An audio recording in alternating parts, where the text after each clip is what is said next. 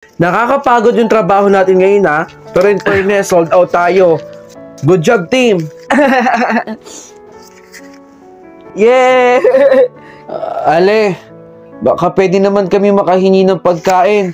Naku, Nay! Pasensya na po, pero naubusan na po kayo. Kahit para sa apo ko na lang.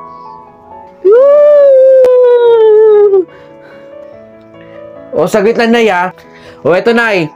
Eto lang po kaya ko maibigay sa inyo ngayon. Saging po. Tanggapin niyo po. Salamat dito, Ale. Pasensya na po kung yan ang pinaibigay ko, ha? Kainin mo yun, ha? Bigay yan ni Ale para sa atin. Pasasandukan ko na po kayo. Pantay lang po, sir. Nay! Mabuti at bumalik po kayo. Halika po. Meron po ako ibibigay na pagkain sa inyo. Ito po. Kanin at saka tilapia po. Para po magkaroon naman ng laman yung tiyan ninyo. Ito po. Salamat dito, Ale. Pagpalain nawa ka ng Panginoon. Naku, Nay. Maliit na bagay lang po. Apo, may tilapia at saka kanin. Kainin nating dalawa to, ha? Ay, salamat po sa pag-order, Ma'am, ha? Balik po kayo, ha? Ale? Nay, pasensya na po, pero pwede po ba kayong bumalik? Masyadong madami pa po kasing customer, eh. Promise po, sa pagbalik po ninyo, meron po kayong pagkain sa akin. Ganun ho ba, Ale? O sige, pasensya na sa istorbo. Teka, bakit hindi kasama ni Nanay yung apo niya?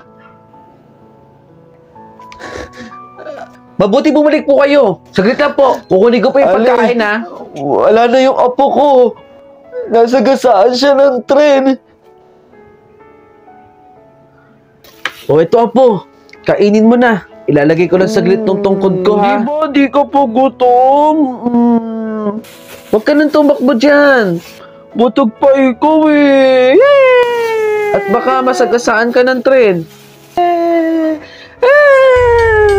Apo!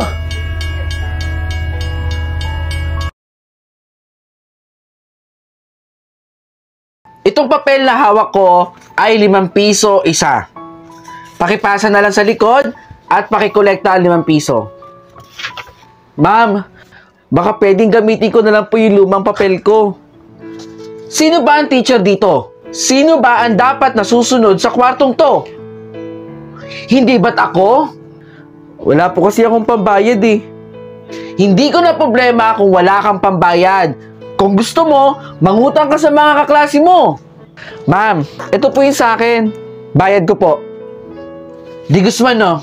Mabuti ka pa at hindi ka nagre-reklamo. Hindi po ko katulad ni De La Cruz, no? Itong tela na hawak ko, ang inyong magsisilbing quiz. Ang isang yarda ay 50 pesos. Dito ko malalaman kung meron kayong natututunan sa klase ko. Nicole, pakipasa. Tig-isang yarda, ha? 50 pesos. May reklamo? Wala, ma'am. De La Cruz? Wala po, ma'am. Mamaya kailangan kompleto ang bayad ninyo. Ito yung bayad ko, Nicole. Class!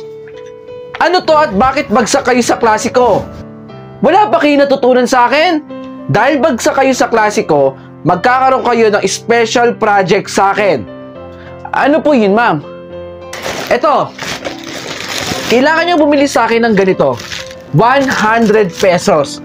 Total, mainit naman dito sa klase natin. Sa classroom natin. Ma'am, baka pwedeng iba na lang po yung special project. Wala po kasi akong pambayad, eh. De La Cruz, ikaw lang naman yung nagre-reklamo, eh. Lahat kami dito may pambayad. Ikaw lang wala. Kung ayaw mo, edi bagsak ka, De La Cruz. Ito po yung bayad ko, ma'am. Tama si ma'am. Kung wala kang pambayad, edi babagsak ka. Ako pa rin yung top 1. Mabuti nga, mas mataas pa ako sa'yo dun, eh. De La Cruz? De Guzman, anong ginagawa mo? Nangongolekta ako ng kalakal. Wala kasi kami pabili ng ulam sa bahay. Yung nanay ko may sakit. at wala na rin akong tatay. Kaya pagkatapos natin mag-aral, nangungulekta ako ng kalakal. Oh, na-enjoy mo ba yung content ko? At gusto mo rin bang manalo ng POV shirt gaya ng suot ko? Madiscarding nila lang?